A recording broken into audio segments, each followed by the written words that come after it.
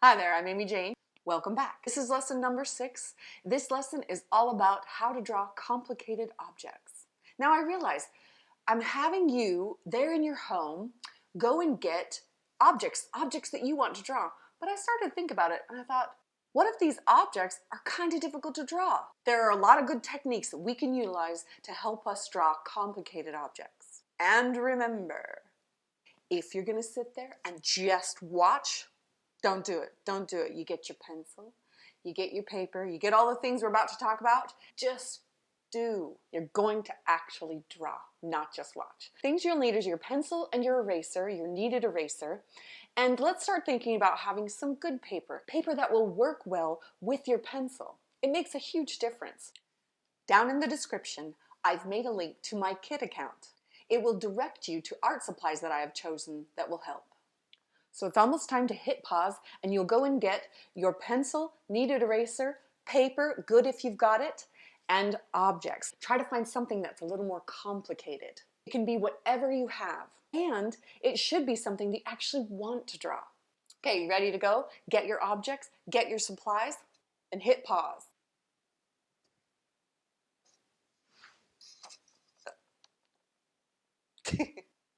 So our next technique is about simplifying and going from larger shapes to smaller shapes. But thinking about structure. I've talked about this before, but you're always going to think about the structure and what forms the thing that you're drawing. So I have placed my stuffed animal in front of me. And this stuffed animal has a lot of spots on it, and I did that on purpose, and you'll see why. Because we're going to think about simplifying, we're thinking about shapes, but simplifying. So a structural element exists here. The little stuffed animal's head is really big. And then I'm noticing the makeup of the stuffing in the body, and I'm laying in just shapes. This body actually is a little bit more triangular even. And I can actually, if it helps also too, to go with some kind of angular ideas too. Think just big angular things. Like there's a little foot. Animals really are the hardest things. These two little feet, and notice how this stuffed animal is quite round and quite fluffy, but I'm looking at it and thinking about it in a very angular way. The back leg comes down and is very close to this actually, so here's where I'm going to adjust.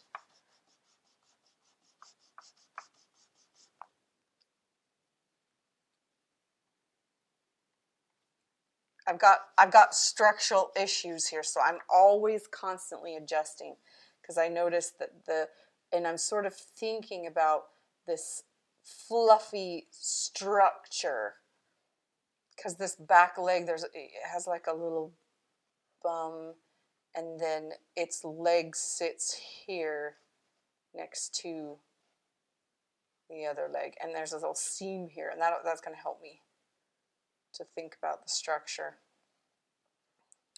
The tail.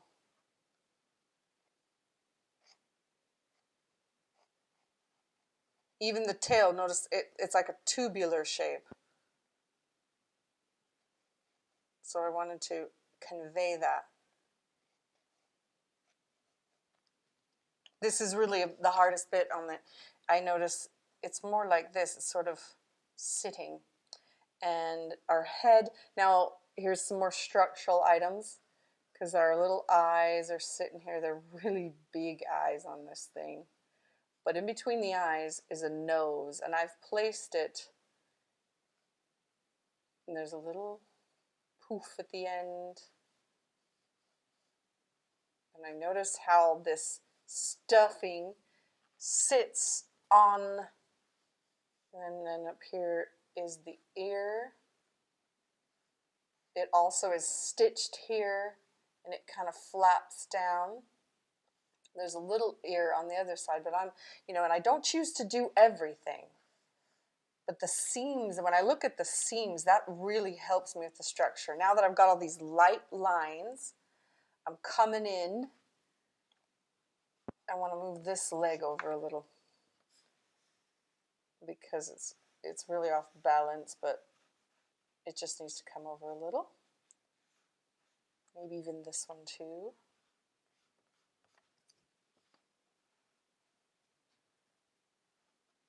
And I'm going to start to round it out where it rests on the table.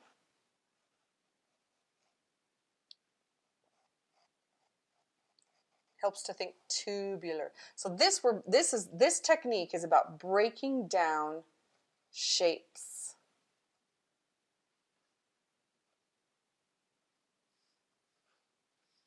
The whole animal's under there, but I'm not gonna choose to do that part. So, and here's a good lesson, because when you simplify, the human eye will actually take care of a lot of what's going on. So you don't have to draw every little piece and every little part. You can pick and choose. These are more elliptical because he's looking sideways. This is called an ellipse. It's not a perfect circle. You gotta think about if he's on an angle, then it's more elliptical. And that can give an illusion as if he's staring off into space. Now, I've got the nose in the wrong place. I'm changing it because it's more kind of in the end. And then, of course, as all stuffed animals, they've made the nice little animal mouth. Kind of cute, so cute. Nose shape, basic shape.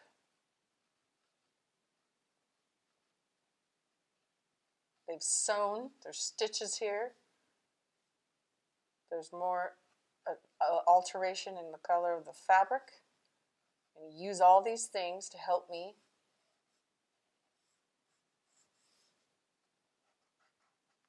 Okay. And I'm noticing now I've got the eyes wrong. Actually, I might have to, because it comes a little closer, like right there.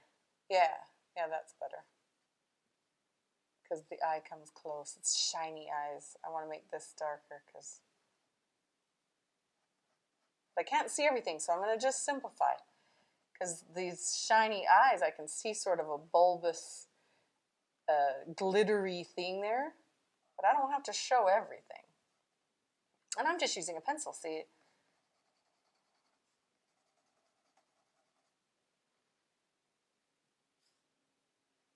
I still find problems in my mouth because of what I'm looking at. It's a little more angular, and I'm just constantly adjusting. But here's where simplifying is really going to come in handy.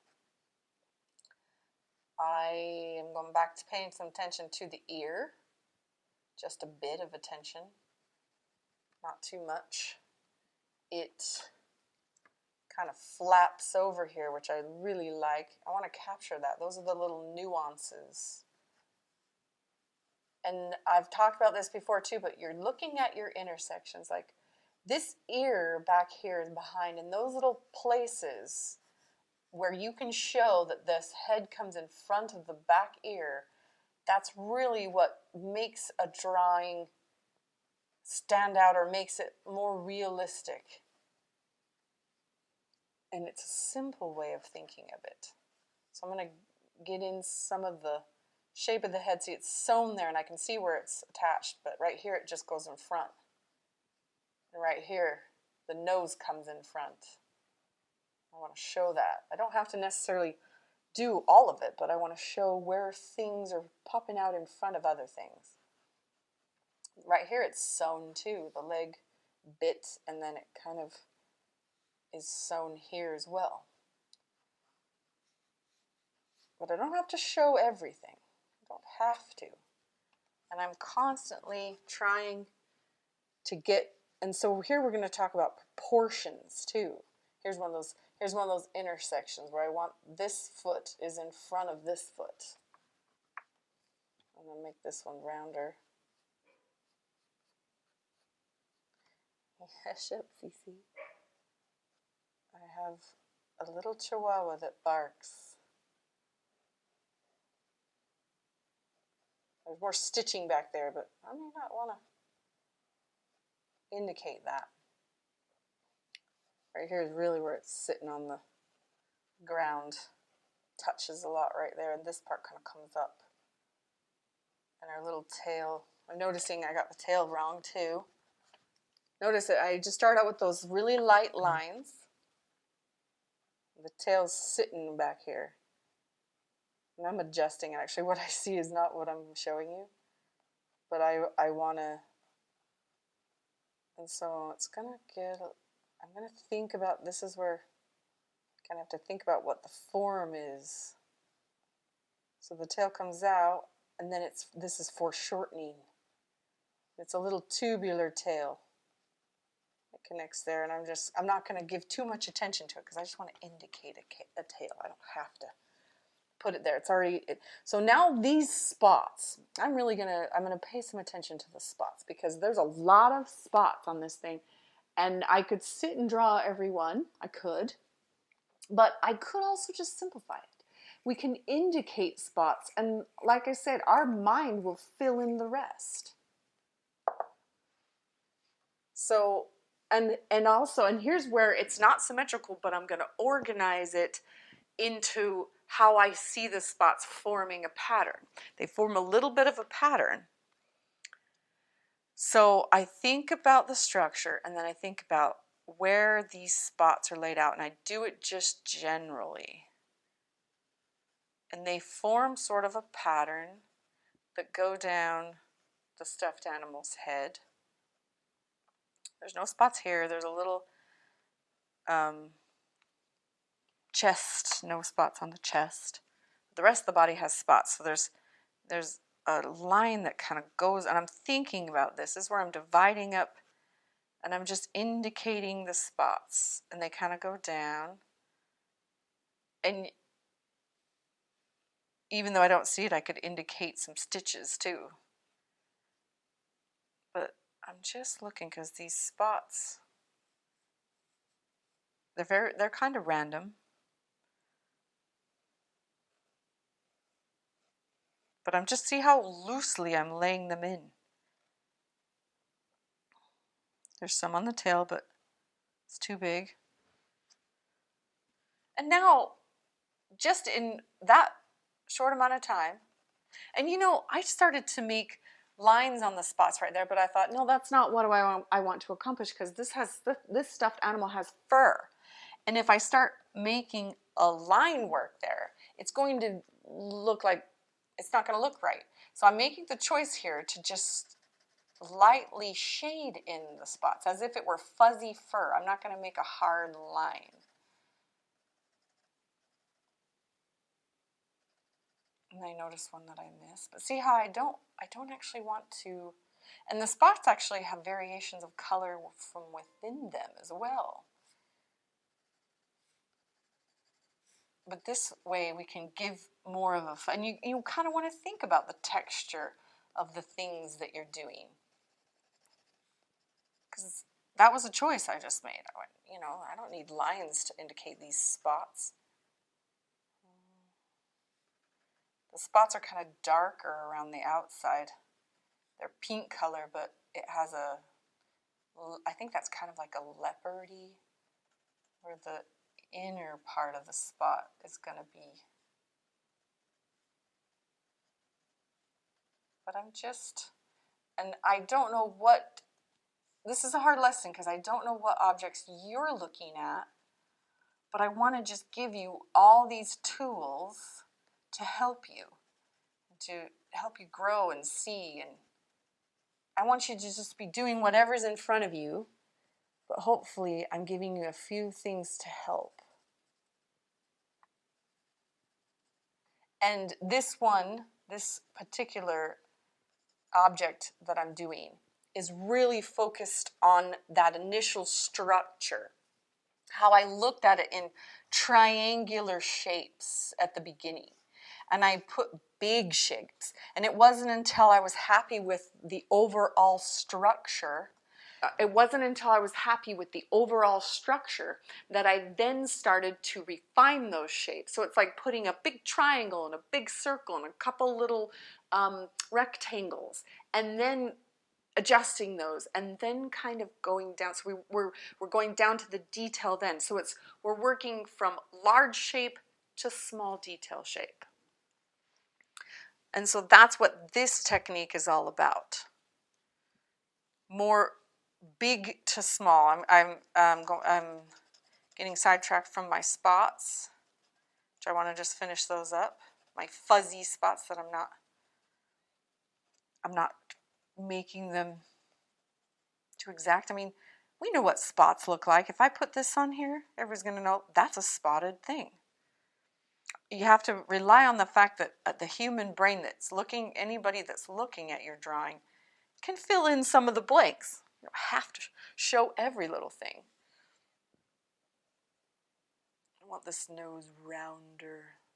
And it's only the little things that I choose. See, and there's fuzz here too. So I'm going to fuzz what I want to fuzz and stitch what I want to stitch. And the eyes here are really the hardest thing, and they're made up of like a plasticky glass. So that's where I'm going to bring in the hardest line that I can. Maybe even try, I think I've done the pencil too dark, but if I can get my eraser in here, I might be able to get the indication that there's this light little highlights that reflect off of the glass, but I'm going to have to remove quite a bit of that dark part, and then I can come in with some shine reflected. They reflect the lights that are above me right off of those plasticky shiny eyes. This is where knead eraser is good, because I have to get right in here and then create the little lights above me, or I see them reflected in there. But I want to think about the texture of what I'm looking at, because that fuzz, I would never do that, but those eyeballs are very starch, shiny objects. So, but and then on this side I can see the glass or the plastic bulbous eye, but down here it has fur around it. So I indicate on this side that it's actually sitting against the fur and kind of comes in front of it. And then there's fur everywhere, so even the outer lines have fur. See, just by doing that indicates a fuzzy, furry feeling, right? And I'm solidifying the lines of the stuffed animal, but I'm also indicating that he's fuzzy. I don't know if I'm so happy with that. I think I did it too dark. I think I'd rather take a lighter, but I don't want to make this is the detail that comes in later. I don't want to make a straight line there when he's a fuzzy animal. And maybe I don't have to do it everywhere. Just show a bit of fuzz. My line, that's a contour thing too, where my line indicates what it is I'm looking at. Fur versus a shiny eyeball. Keep working. Use pause if you have to. And as you work, constantly be thinking about taking large shapes, starting with the big simplified shapes, and then refining it down to the details. Things like fur and spots come at the end. And before we part, I would love to tell you about one of my favorite artists who has a wonderful knack of simplifying. He lets our eye fill in some of the details. His name is Robert Henri. It's spelled Robert Henry, but it's pronounced in French Henri. Is famous for his portraits, but he doesn't give you every little detail of the person's face. Just like doing an object where there's form and figure, his faces are simplified. Just a line here or a touch of paint there gives you the indication of what is going on with the structure of the face. He really does the most beautiful simplified portraits. Check him out. And as always, keep drawing, keep having fun. Just draw. Have fun drawing.